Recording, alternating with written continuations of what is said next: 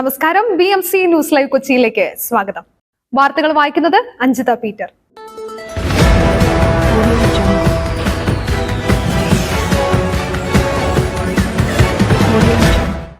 ഈ വാർത്തകൾ നിങ്ങൾക്കായി അവതരിപ്പിക്കുന്നത് Cochin Kalabhavan Angamaly franchise, powered by hi life Thottakattukara, Joshmall Mookkannoor, cleanser, BMC film production and Nazrath villas.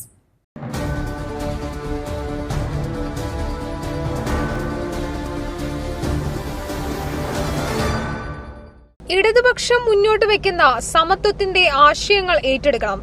മാതൃദിനം അതിനുള്ള അവസരമാകട്ടെ. മുഖ്യമന്ത്രി. സ്ത്രീ എന്നാൽ രണ്ടാം കിട വ്യക്തി എന്ന കാഴ്ചപ്പാടിനെ തിരുത്തി ഇടതുപക്ഷം മുന്നോട്ട് വെക്കുന്ന സ്ത്രീ പുരുഷ സമത്വത്തിന്റെ വലിയ ആശയങ്ങൾ ഏറ്റെടുക്കണമെന്ന് മുഖ്യമന്ത്രി. അതിനായുള്ള പരിശ്രമങ്ങൾ ശക്തിപ്പെടുത്താനുള്ള അവസരമാകട്ടെ ഈ മാതൃദിനമെന്നും മുഖ്യമന്ത്രി പറഞ്ഞു. എല്ലാം സഹിച്ചും പുറത്തും ത്യാഗം ചെയ്യുന്ന പരിവേഷമാണ് അമ്മമാർക്ക് എപ്പോഴും നൽകുന്നത്.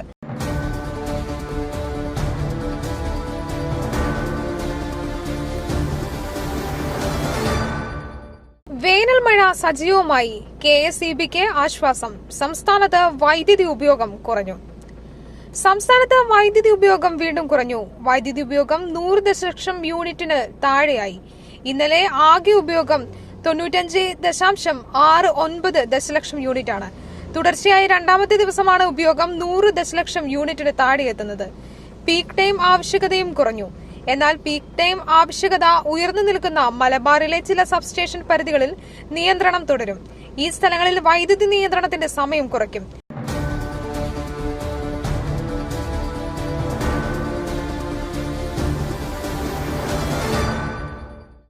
യുവാവിനെ നടു റോഡിൽ വെച്ച് മർദ്ദിച്ച സംഭവത്തിൽ 4 പേർ അറസ്റ്റിൽ.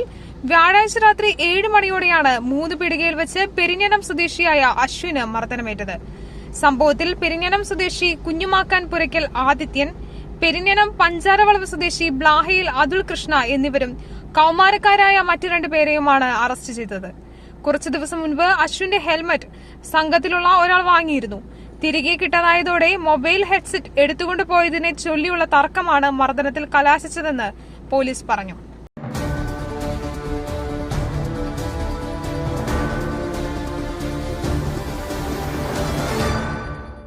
വടക്കഞ്ചേരി മുസ്ലിം പള്ളിയിലെ മോഷണം, പ്രതി പിടിയിൽ. പാലക്കാട് വടക്കഞ്ചേരി ഹനഫി പള്ളിയിലെ മോഷണക്കേസ്, പ്രതി പിടിയിൽ. തൃശൂർ ഒള്ളൂർ പെരുവൻകുളങ്ങര ഐനിക്കൽ വീട്ടിൽ നവീനെയാണ് വടക്കഞ്ചേരി പോലീസ് പിടികൂടിയത്. കഴിഞ്ഞ ദിവസമാണ് വടക്കഞ്ചേരി ഹനഫി പള്ളിയുടെ ഭണ്ഡാരം കുത്തിത്തുറന്ന് പ്രതി മോഷണം നടത്തിയത്. മോഷണം നടത്തുന്നതിന്റെ CCTV ദൃശ്യം പോലീസിന് ലഭിച്ചിരുന്നു. തൃശൂർ ജില്ലയിലെ ഒല്ലൂർ, പുതുക്കാട്, കൊടകര, മണ്ണുത്തി സ്റ്റേഷനുകളിലായി 10ഓളം മോഷണ കേസുകൾ ഇയാളുടെ പേരിലുണ്ടെന്ന് പോലീസ് പറഞ്ഞു.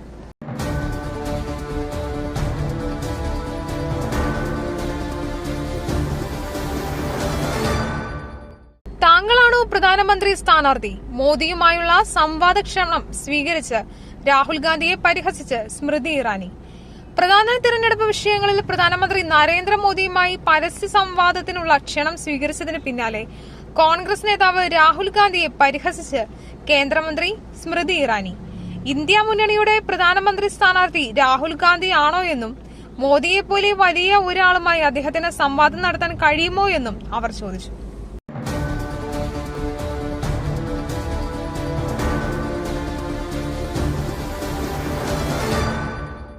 അങ്കണവാടിയിൽ നിന്ന് തിളച്ച പാൽ നൽകി 5 വയസ്സുകാരന് പൊള്ളലേറ്റ സംഭവം. കേസെടുത്ത് പോലീസും ബാലാവകാശ കമ്മീഷനും. കണ്ണൂരിൽ അങ്കണവാടിയിൽ നിന്ന് തിളച്ച പാൽ നൽകി 5 വയസ്സുകാരന് പൊള്ളലേറ്റ സംഭവത്തിൽ കേസെടുത്ത് പോലീസും ബാലാവകാശ കമ്മീഷനും. അങ്കണവാടി ഹെൽപ്പർ കോളാട് സ്വദേശി V ഷീബയ്ക്കെതിരെയാണ് കേസ്. അങ്കണവാടി ജീവനക്കാർക്ക് ശ്രദ്ധക്കുറവ് സംഭവിച്ചുവെന്നാണ് അന്വേഷണ റിപ്പോർട്ട്. കഴിഞ്ഞ ചൊവ്വാഴ്ചയായിരുന്നു സംഭവം. കുട്ടിയെ അങ്കണവാടിയിലാക്കിയ ശേഷം 1 മണിക്കൂർ കഴിഞ്ഞാണ് വീട്ടിലേക്ക് അങ്കണവാടിയിൽ നിന്നും വിളി വരുന്നത്. കുട്ടിയുടെ താടിയിലെ തോൽ പൊളിയുന്നു എന്നതായിരുന്നു ഫോൺ കോൾ. കുട്ടിയുടെ അച്ഛൻ പോയി നോക്കിയപ്പോൾ മകന്റെ കീഴ്ത്താടിയും ചുണ്ടും നാവുമെല്ലാം പൊള്ളലേറ്റ നിലയിലായിരുന്നു. സംസാരിക്കാൻ ബുദ്ധിമുട്ടുള്ള കുട്ടിക്ക് പൊള്ളലേറ്റിട്ടും ആശുപത്രിയിൽ എത്തിക്കാൻ അങ്കണവാടി ജീവനക്കാർ തയ്യാറായില്ലെന്ന് കുട്ടിയുടെ അച്ഛൻ പറഞ്ഞു.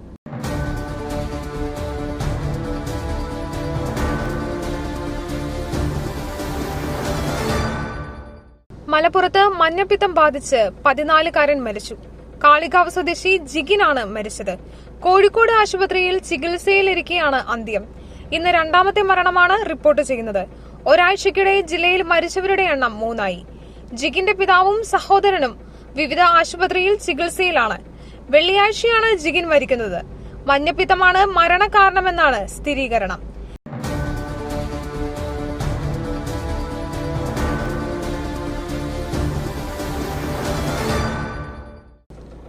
ഇന്നും സർവീസുകൾ മുടക്കി എയർ ഇന്ത്യ എക്സ്പ്രസ്. കൊച്ചിയിൽ നിന്നും 5 വിമാനങ്ങൾ റദ്ദാക്കി.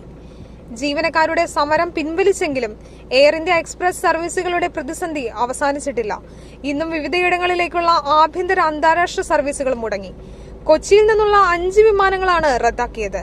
ബഹ്റൈൻ, ഹൈദരാബാദ്, ദമാം, കൊൽക്കത്ത, ബാംഗ്ലൂർ വിമാനങ്ങളാണ് ഇന്ന് റദ്ദാക്കിയത്. ഷെഡ്യൂൾ ചെയ്ത സർവീസുകളാണ് റദ്ദ് ചെയ്തിരിക്കുന്നത്. ഇക്കാര്യം യാത്രക്കാരെ ഇന്നലെ തന്നെ കമ്പനി അറിയിച്ചു. പിരിച്ചുവിട്ടവരെ തിരിച്ചെടുക്കുന്നതിനുള്ള നടപടിക്രമങ്ങൾ പൂർത്തിയാക്കാനുള്ള കാലതാമസമാണ് പ്രതിസന്ധി തുടരാനുള്ള കാരണം. ഇന്നലെയും കൊച്ചിയിൽ നിന്ന് പുറപ്പെടേണ്ട 6 വിമാനങ്ങൾ റദ്ദാക്കിയിരുന്നു.